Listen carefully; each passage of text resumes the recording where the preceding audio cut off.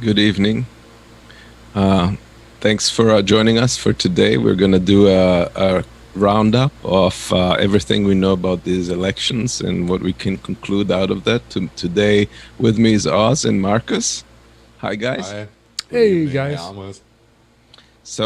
I'm sure all of us have been like feverishly checking our feeds and looking at what was going on. And what's your guys' first impression of what's where we are?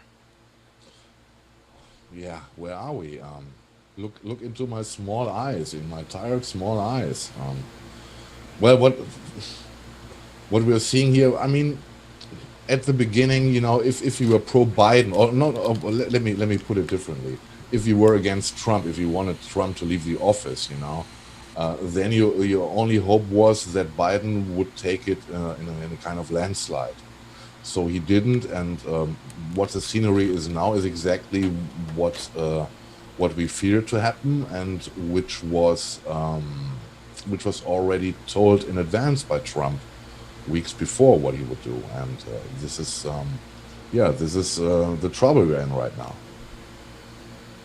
Yeah, and Oz, what do you think is our state? I'm in a state of just waiting and see what happens here. It can go either way. They started assaulting the counting precincts today. We saw them stop the vote, but there were counter demonstrations there this time. I just hope they don't think they're going to get away with that Bush v. Gore crap this cycle. It isn't going to fly.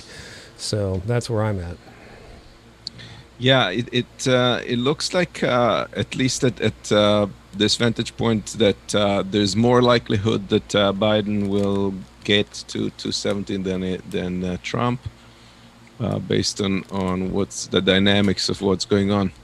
But what struck me in this whole thing was that the Bernie has been warning, and the Democrats have been asking for a pre-count of votes that were coming in as they were coming in, and Republicans have uh, been opposed to that and struck it down. So this is the situation exactly in these states where we don't have yet the full count. Those are the ones where they were not allowed to count votes as they were coming in, and so that was backlogged to the end of the counting. And now that we have this situation, now Trump's coming and saying this is taking too long. Stop the count. You can't continue counting, Yeah, which is obviously really hypocritical. yeah. And if you look, well, even if the situation works for Biden, that he would become the president. Where's the Senate? He didn't win the Senate, so everything he has in mind to do would be boycotted. Mitch McConnell won his re-election. Uh, yeah, they will. Yeah, they will. It will be at least 2 years where the Republicans will do anything to prevent the Democrats achieve anything. So in this case, we would expect 2 years of nothing, only executive orders by Biden, the same stuff as Trump did the last 4 years. We have been in that game, and in this game, and that's exactly what happened during Obama's time, and it's kind of predictable. I really don't know what's. I mean, it's going to be kind of a lame administration. They can do executive orders. They can do certain things around the edges, but if they're going to be blocked on every corner, that's going to hurt them, especially if the economy tanks, which is expected because of the problems we've had so far, and where things are going. People are going to lose their homes and so forth. So I think that sets the stage for a midterm election that would take both houses away from Democrats, and then Yes. probably they will try to impeach Biden on some one or another reasoning. At this time, it would already be Kamala Harris. It is possible, but then they'll try to impeach her.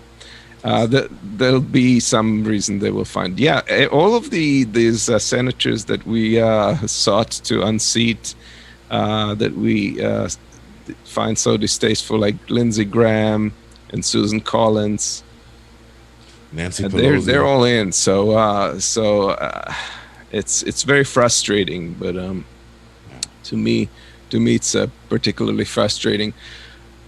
And I found this one thing that did make me laugh a little bit. There was a Twitter tweet on slide, I think it's slide 1 or one of the slides there. There's a Twitter feed. There we go. Can you read it? Yes, from the guy who brought you, the reason there are so many cases is because we are doing too many tests. Comes the new hit single, I'm only losing because they're counting all the votes against me. Yeah. And that's very much so. And let's again figure out what's going on is basically what Bernie, to the T, what Bernie predicted. If I have a little bit of a clip from the time that he warned everyone about what the dangers are of these elections. Let's see it. Yeah. Let us consider the following scenario, a scenario which I hope very much never takes place. On election night, Trump is ahead in many battleground states based on the votes of those who voted in person on election day. All across the television screens, people see Trump ahead before they turn in for the night. But as more and more mail-in ballots are counted, Trump's lead falls. Trump then announces, with no proof, that there has been massive mail-in ballot fraud and that these votes should not be counted, and that he has won the election. In other words, Trump may well announce that he has won the election before all of the votes are counted, and that large numbers of mail-in ballots should be discarded. Furthermore, in states where Republicans control the legislature, it is possible that the election results will be ignored because of false accusations of voter fraud, and that the legislature itself will use its power to appoint electors pledged to vote for Trump, overriding the will of the people. And in the midst of all of this, with the death of Justice Ginsburg, Trump is attempting to push through a Supreme Court justice who may very well cast a vote in a case that will determine the outcome of this election. He is doing that at a time when early voting has already begun and millions of ballots will have already been cast. In this unprecedented moment, what can we as a people do I think that was in the struggle that to was supposed preserve stop American democracy? First, it is absolutely imperative. So he was completely right. Democrats in general have not sounded the alarm bell like he has, and I think maybe they wish they had now when we're in this situation. And Trump is rallying on false news, rallying his supporters, saying that this is all a fraud and that the Democrats are the ones disenfranchising people, when it's exactly the opposite of what he's intending to do. And if I look back at the situation now and beginning 4 years ago, I'm asking myself, how can America go on? How can the people in this country go on? You know, with this brutal device, you know, which is in everything seems to me is in flames right now. You know what America as a society concerns. You know, because I don't see any step forward. You know, that people could could reach each other again, you know. And this is another problem I see. Apart from what the parties do, what the Democrats and the Republicans do, you know. Well, I have no answer to this. How do you feel this, Amos? In your No, country, you're exactly right. sentiments? I mean, it appears to me that even if we step back from the brink of the abyss with Biden, and he does manage to squeak a victory, and we stop Trump from completely demolishing whatever is left from our democracy and its institutions, the fact remains that there's other things that we're left to stay with, and that's one of the slides there with the enumerations. Uh, so the most disturbing thing is that half the population does not believe in the sanctity of democracy and the nature of our nation's democratic nature. So basically, that's perhaps the most disturbing thing, because Trump may come and go, but these people are here to stay, Yes. and they will continue to yearn for a strong person that will throw away the rules and do whatever they want. The second thing is that disinformation and conspiracy theories are here to stay as well. That's perhaps our biggest Achilles heel, the fact that in order to have this type of democracy, this thing is inevitable. What basically happened, in my opinion, is that first of all, the media, the mainstream media, has lost its trust with the public because they were basically selling their tone and their spin to the highest bidder, and as a result, people started looking to other sources. And ironically, it's that fact, the independent media, the democratization of the media, has also resulted in this wave of completely indefensible conspiracy theories. And I don't know what one can do about it. It's like a catch-22. If you try to dispel some of these things, then immediately you're involved. You have a stake in it, so you can't be trusted to make an opinion about some theory that's presented. And very few people check facts. I have to say, I'm also a little bit concerned with some of our own showrunners and commentators, that they at times fall prey to bringing up some conspiracy theories or some things that are unsubstantiated, and that's exactly what the Carter Center has been warning from doing, like to land media streams to things that have not been substantiated. So saying something like that the Democrats are cheating. There's currently no, even Fox News and even the Trump administration doesn't have any specific accusations about fraud.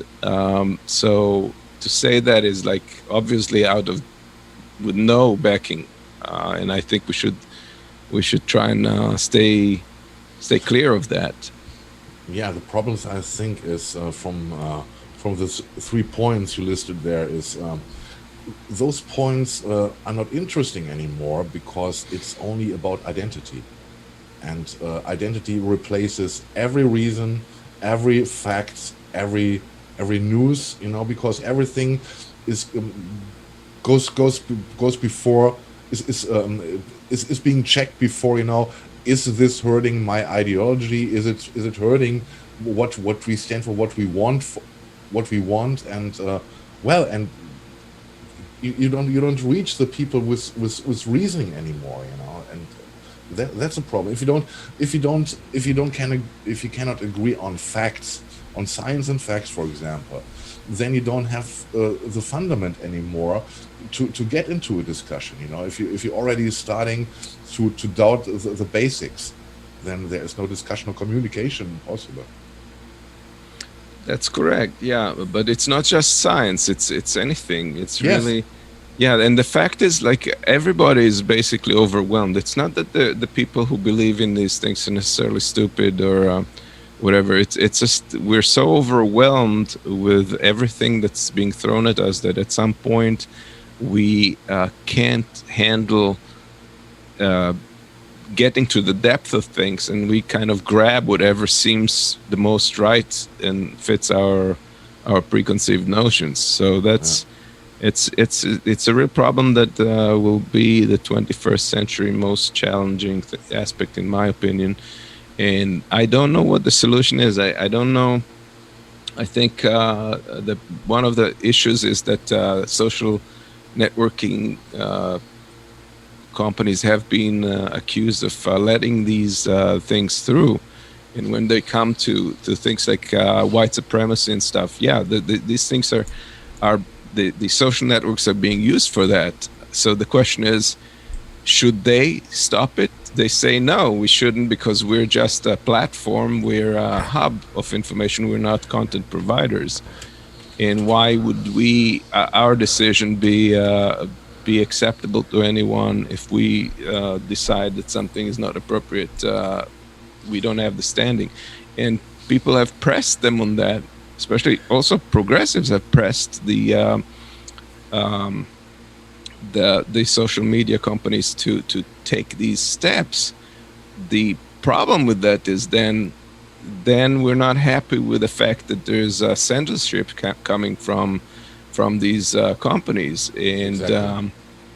and it's a crude mechanism. It's going to hurt in some respects. It's going to hurt us too, and I don't think this is a good solution. I think something along the line of crowdsourcing may be more appropriate for this, but we would have to rethink everything about how we present content or how we mark content or fact check it or whatever. I can't. Here's where we, of course, can agree to disagree. Censorship of any kind is going to be the death of what democracy we have left. These social media companies make trillions and trillions of dollars. And my question is, actually, I think Auntie Anne had the question. Who are we say is going to be the arbiter of what's true and what's false? I mean, Amos, I have a question specifically. What were the 2016, in your opinion, were the 2016 and the 2020 primaries rigged by the Democrats? They were in the 2016s. I think they were rigged. In the 2020s to 2021, I think they manipulated it. Okay, manipulation and rigging to me are the same thing. So, Yeah, you Well, know. it's not exactly the same thing, because they didn't do anything that was illegal or you could say unethical. It was according to the rules, but it was kind of scummy. And that's how we ended up with Biden, because they made everybody else drop out of the race. And once they knew that Bernie was insurmountable one-on-one with any of the other candidates, so I would only say was that kind of a dirty game. But they didn't do anything that was illegal or unethical. In I that think regard. absolutely it was unethical, and I'd be willing to have a debate with anybody on that, because the Democratic Party is supposed to be representative of their base, be fair and be honest. I mean, even in their charter, they were being unethical. So yeah, at some point I would really enjoy a debate on this. But last question on that: do you think there's such a thing as Russiagate? The Russians were definitely involved in my opinion, in trying to help Trump get elected. Okay, the core of Russiagate is that the Russians, in fact, swayed the the outcome of the 2016 election. That has been debunked. I don't see that it has been debunked, but we can have another debate on that. That's Sure, absolutely. I'm going to bring Aaron Matei, and Max Blumenthal. Okay, we'll do that. I would at this topic.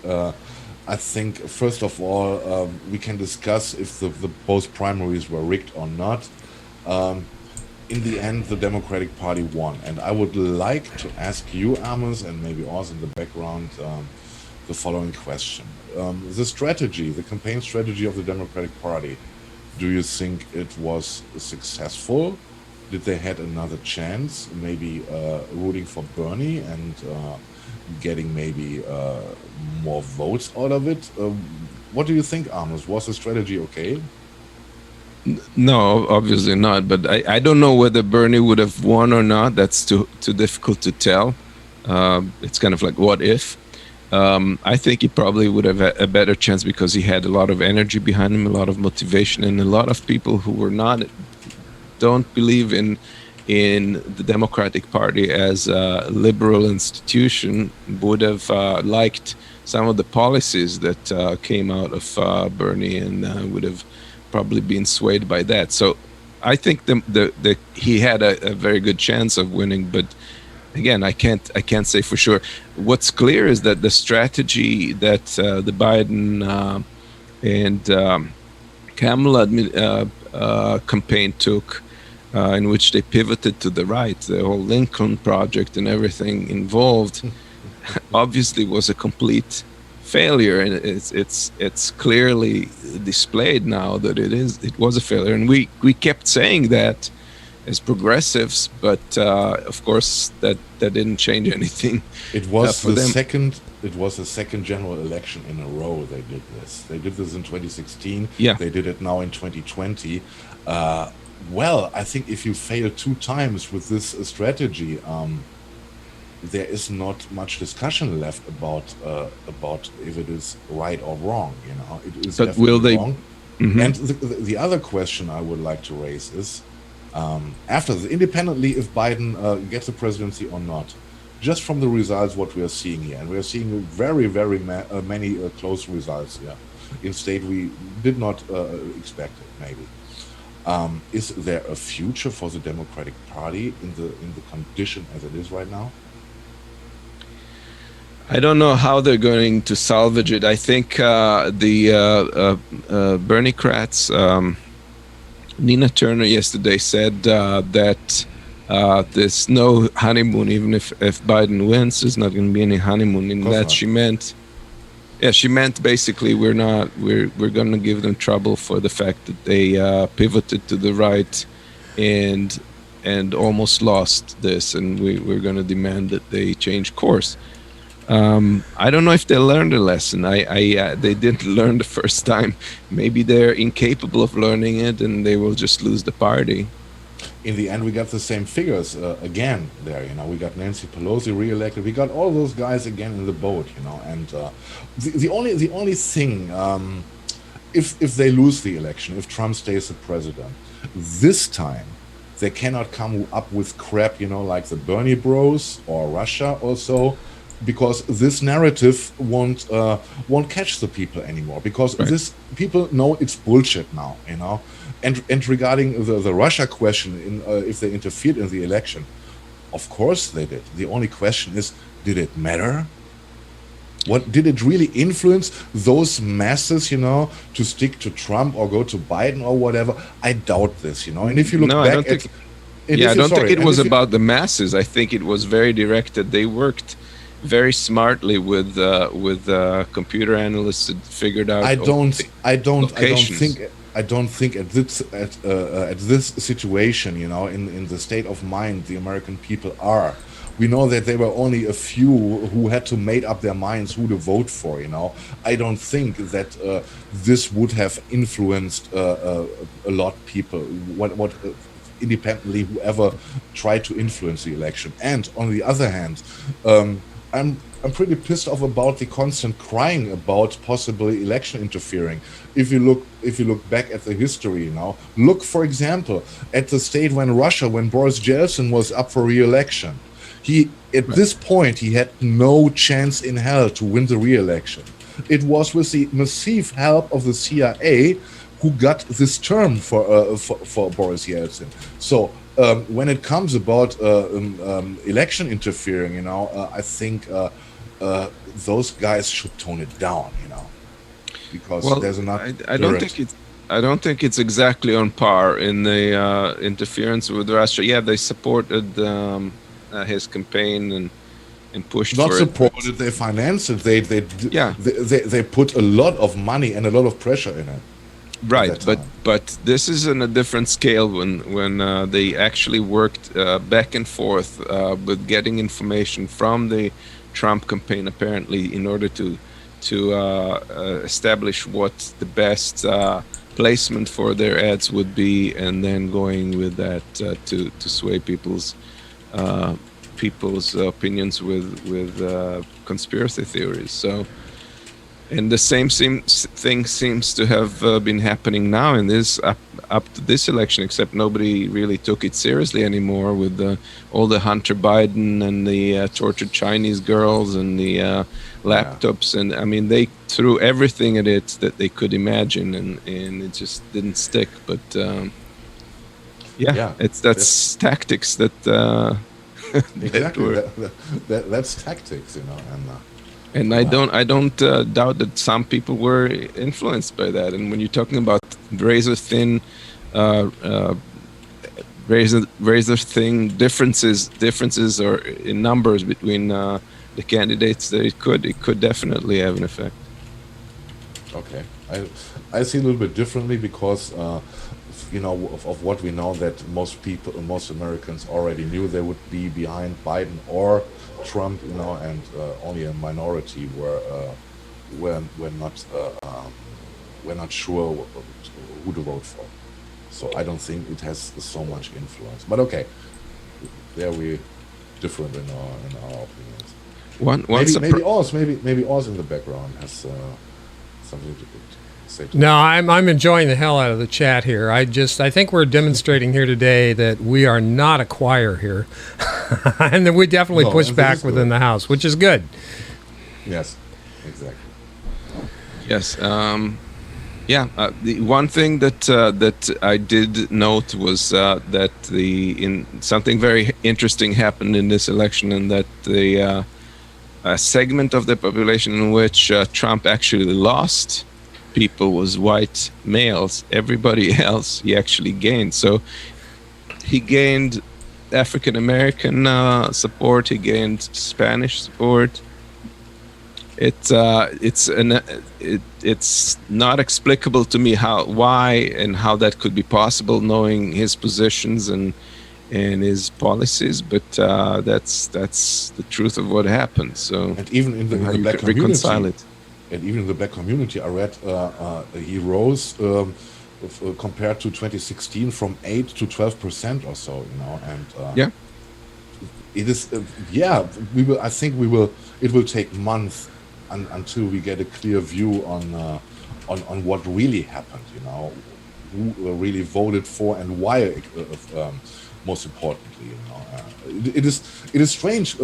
Some numbers are very different to what we saw in 2016. Just as you said, that white males were less than in 2016, for example. It was what was as it was the younger ones mostly rooted for Biden, so the narrative would not fit that the Bernie Bros are to blame for this, because the young people went there, and by far they voted for Biden. It is very strange to see, and and even with Kamala Harris, who often enough said that she's a black woman with black roots, it didn't fit to the black community. They didn't trust her. This is one thing we can clearly see from this, in my opinion. Right, and I don't know. I don't know where we go from here. Obviously, even if he wins, we're gonna have an administration that's not going to be representing the needs of the working poor and the struggling middle class, and a lot remains to be wished for. So I'm not very optimistic about it. But on the other hand, I think that now that if hopefully it will end up to be Biden in this case, and we can start our work on pushing him and giving him a little trouble.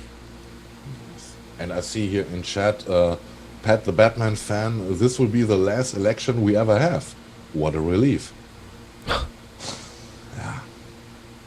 Well, I don't think that's going to be the last election. Hopefully not. But it feels like this, For many people, it feels like this because if they look in the future, I think we all are very worried, Amos, can you give us some examples of when we've pushed some of the Democratic politicians to really do some change? Does anything come to mind? Yes. Go all the way back Of course. Let's start with let's start with Bill Clinton. No.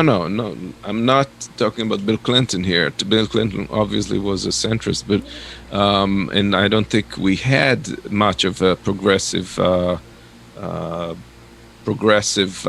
entity at that point. Now the situation is very different. People have kind of matured and understand the problems more clearly than ever. But what I can point to is the fact that the mere change of the tone of the Democratic Party to appeal to progressives was due to the fact that Bernie Sanders ran. So he has definitely pushed things. He's very much influenced, or the task force has influenced the current policy in the platform that Biden put that expanded on what he initially had as an ecological climate plan, and that has expanded much more after he's been involved with the task group. So I know there was a lot of skepticism about that partnership, but I think it did have some effect, and it's hard to look at it positively because it's a slow and very limited change, but nevertheless that's been our biggest change in the last decades or two in terms of progressive politics, and I think it can be sustained. Well, let me see if I can make that out. So you're saying because of Bernie Sanders, you are hopeful, or you are pretty sure that Biden is going to work on climate change harder than he would have without Bernie Sanders. Is that what you were saying? Yeah, I hope so. I can't tell you for sure, but that's at least the stated policy that he's put in the platform, which went up from what it originally was.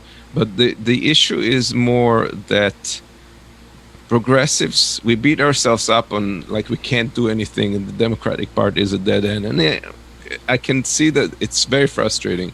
But on the other hand, the Democratic Party is nowhere where it was during Clinton's time. Just think of that. Like it's a different place. It's not. It's still the same people, the same conservative people are still at the leadership. But it's something's happening. And they're just going further right all the time, though. That's not being productive, I believe. They're going. They not, and start it's hurting them. Yeah, it is hurting. If they hurting. realize that, if they could only realize it, they would be saving themselves a lot of trouble in the future, because that's going to come back to bite them even worse than it has. I'll say this I'll say this lastly. I don't think they give a shit.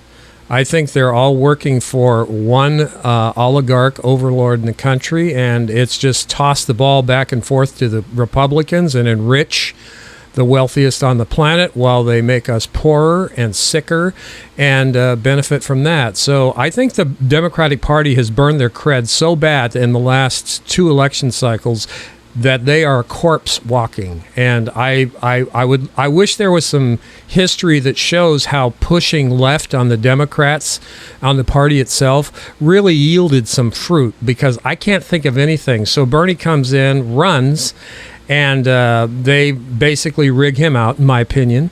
And so he goes and sheepdogs for Joe Biden, and Biden barely beats this turd that's in the office when you would think a turd could beat the hell out of the guy. That doesn't bode well at all. So anyway. No, yeah, naturally it doesn't. Yeah, it's. I don't know if they will learn the lessons again. I'm hoping they will, but if they don't, I think we have to work in parallel on creating an alternative Yes. party, like we discussed before. I think this is the time that it's gonna have to start happening. Maybe the working class, the working families party is a good vehicle for that. We shall see. I think this will happen because. Yeah, if Democrats do not learn the lessons and do not acknowledge that they have made a mistake, then that's gonna speed this process up. I doubt this also because they will trying to play the blame game. They will find excuses why it didn't happen or why the results are not that good. But they won't reflect what they did wrong. So You may be right. In my view, the only chance is that anything maybe would change is a third party option, because as I said so many times before, you cannot ride a dead horse. It brings you nowhere, and you get the same figures on board again. And just as you said, I deeply doubt that anything will change. Yeah. What are some of the thoughts from the chat? I've kind of tried to skim it, but I can't read as fast while we're in conversation. Well, it really hopped up quite a bit. Annie Ann wants to know, Amos, what Democratic Party are you talking about? Made concessions to progressives? And she kind of, really? Yeah, Pat says an elephant in the room is extinction. Keith, let me see. Biden will allow us to have the discussion at least more than under Trump. Well, he'll allow us to have a discussion. Yeah, I agree. Maybe. Annie Ann is closer to the Republican Party than ever. Yeah, go back and read it. There's just a lot right there. So anyway. Yeah, and it's really in their hands. If they want it, they could still, in my opinion, they could still get progressives back, because it's not as much of a resistant path as starting a new party and changing all the laws and rules that are meant to hamper a third party. So did I hear you just say that they can still get the progressives back? Did I hear you right? If they completely changed course, they could. It's really up to them. Yeah, that would mean Medicare for all. That would mean actual work on climate change and getting out of the wars. Those three things for sure. And that might win a couple more progressives back, but they don't trust them, and they never will, because they've been screwed so hard over the last 4 decades. And it's understandable. Yeah, I share those concerns.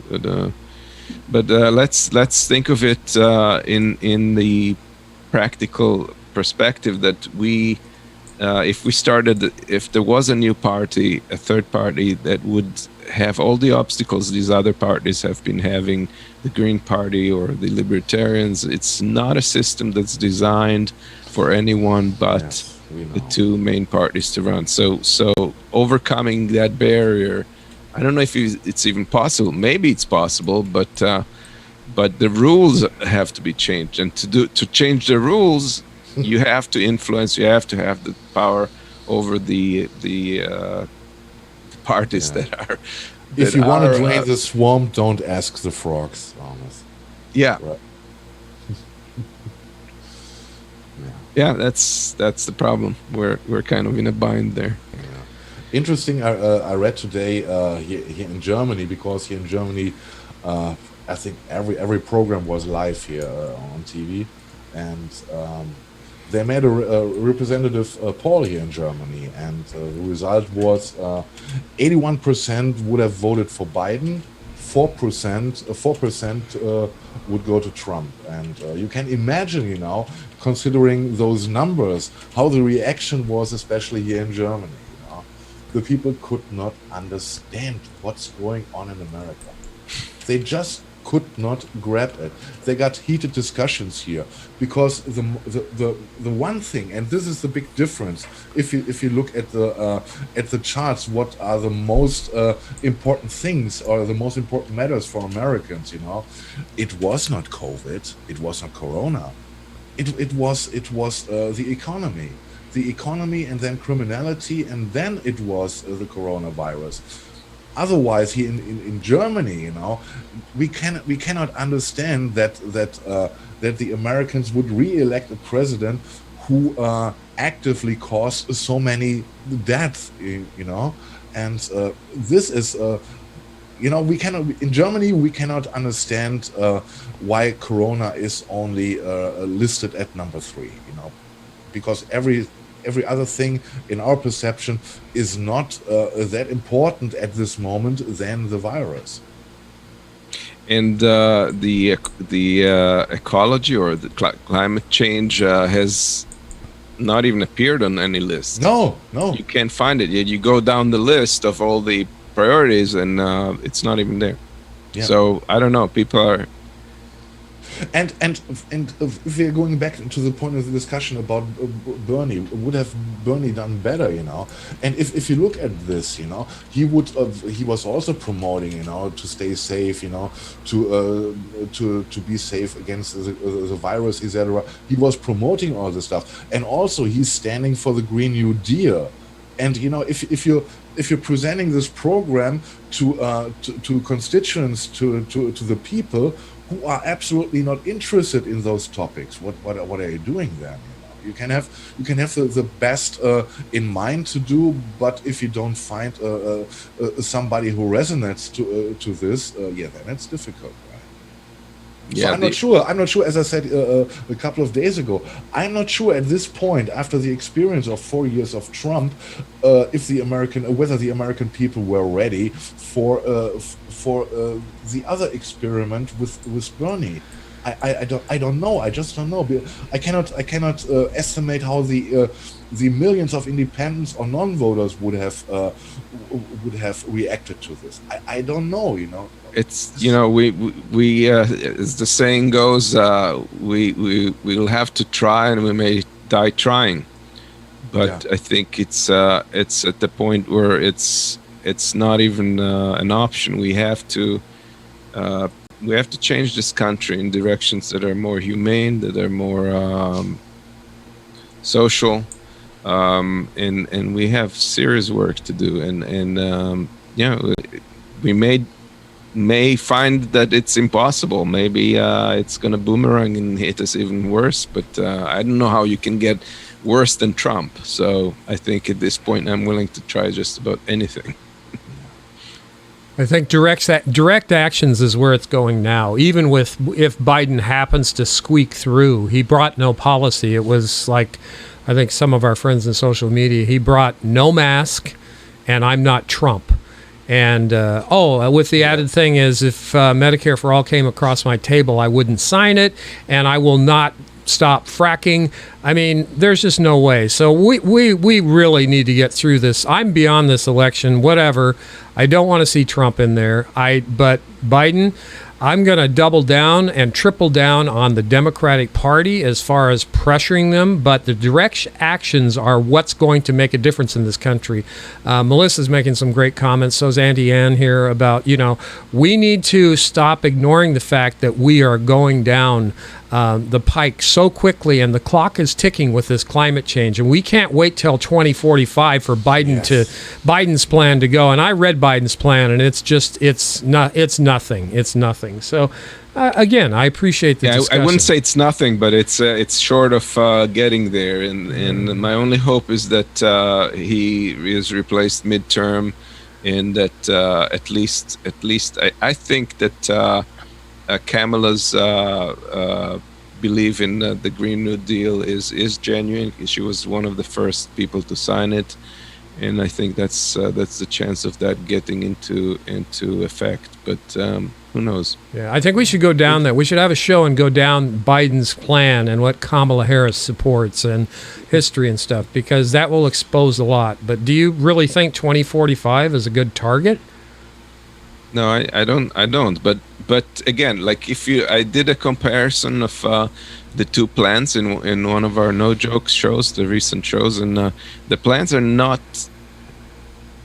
categorically different. They're differences in scope, but essentially it's the same plan. I think starting to move in the right direction massively is what's important, and then we may have to do course correction, but at least we will not be that far off back, like behind, that we won't be able to have any chance of correcting. Yeah, That's my hope. Yeah, credits to your hope, and that you're looking for a pragmatic way to come out of it. But on the What other other hand, options? yes, yeah, but then the time window is faster closing, and it's going faster and faster, and it is the whole situation is completely desperate. We have no time to wait. On the other hand, we know we don't expect anything from the Republicans, and putting the money on the Democrats to fulfill the plan they have in their drawers, which with the if you look at the Senate, if they don't get the majority in the Senate, That's a problem. Yeah. you can throw it in. You can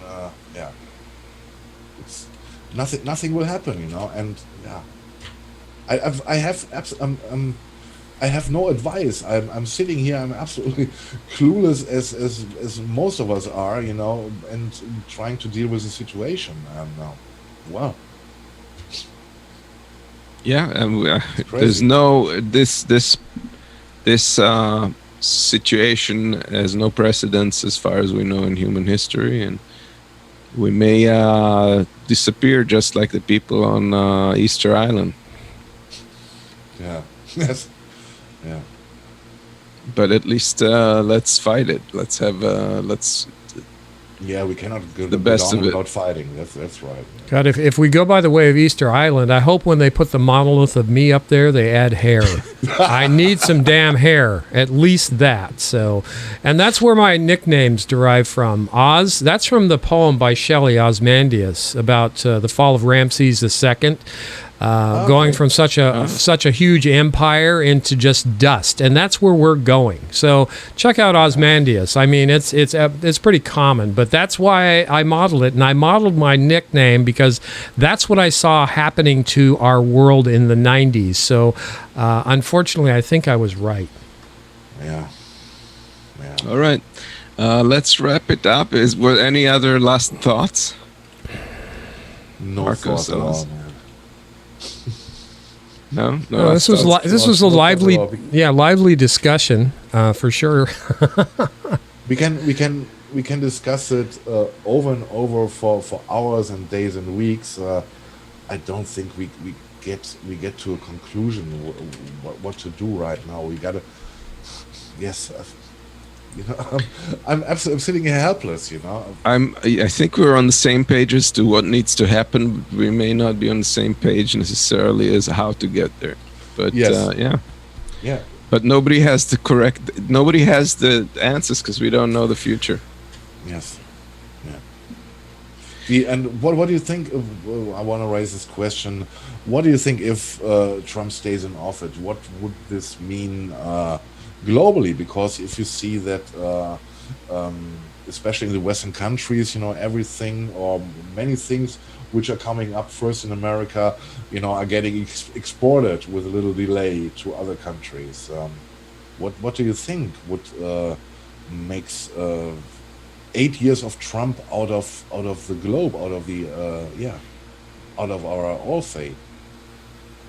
I'm very pessimistic. If he manages somehow to stay in office, I think that may be the last actual election we've had. And one other thing that I wanted to comment, because I hear people refer to our election as corrupt and whatever. I think what needs to be distinguished is that there's primaries and there's general elections. We have a very good general election system. It's pretty secure. It's not being compromised in any significant way, and it's impressive that they are managing to do so, because it's a patchwork of solutions that is local.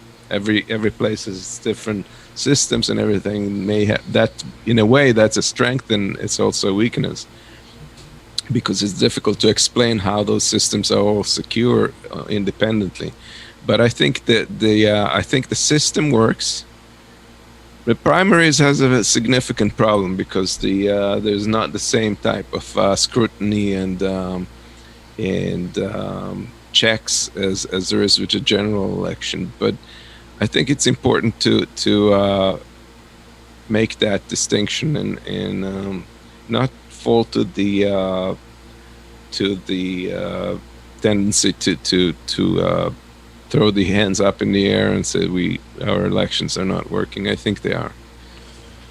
I think they're absolutely not working. A site today, they tried to perform an audit down in California, and they were unable to do so. So that's of the voting machines, and that was an audit that candidates themselves wanted to go look, and they wouldn't let them check it. So that's a problem, and that might be what you're referring to as part of the problem. I don't trust our election system at all, and I would definitely like to have somebody come in, a third party from another country, audit our own damn elections. So when we have, yeah. Well, there are third parties, and there are mixed parties where there's like every step of the way, everything that has to be done has to have people from both parties and an independent. So, in a way, it is what you're saying. So, yeah, I hope that in one of the future shows we'll have somebody who's going to discuss that issue, all the stuff about elections. But I think on the whole, it's not what a lot of people imagine. It's not such a broken system as what you imagine, because they have done investigations in the past. They have not found fraud in any significant way. I think it was a fraction of a percent. So, no, I would challenge that all day long. And can I say Diebold? And I'll just leave it at that. But no, that would be another one. But our system is definitely broken, either through ethics or through values or money. So I'm going to push back. That's my job.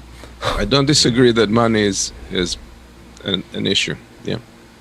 And for me as a German, it is hard for me to follow you, Amos, in this case. I think the electoral system in America is absolutely bullshit. Oh yeah, we don't disagree on the electoral system. I'm just talking about the mechanism. Okay, the mechanism. Okay, then I got it wrong. Okay. Yeah, Melissa would like to point out that Americans should not have to stand in line for 4 to 10 hours. So that's another way of rigging an election. Yeah. I agree with that, but again, that's some form of fraud, if you like, but I'm talking about the actual mechanism. Like, what you put in is what you get out, and I don't think there's that type of fraud or rigging. So just wanted to say that. All right. Well, next week we'll have a discussion about the second point that we mentioned here, which is the disinformation, conspiracy theories, and how we actually deal with that, because it's a huge dilemma, and nobody really has, or we haven't heard a lot of good solutions about that.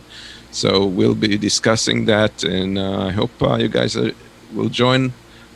If you like, please share our content, and don't forget, if you're not subscribed already, subscribe with the bell, and you are always welcome to support our station. Oz is going to be happy if you do.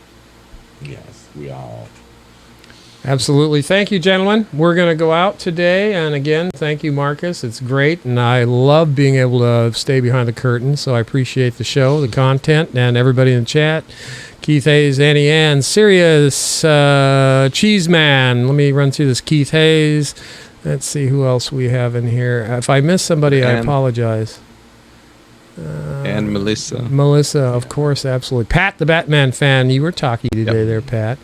And let me see. We got, let's see. I felt, like I said, if I miss anybody, I think we covered everybody pretty much. If you're not, I apologize because we love all you guys. Thanks again, Marcus and Amos. Thank you. And Thank you. Thanks for see tuning in. See you on No Joke Saturday, gentlemen.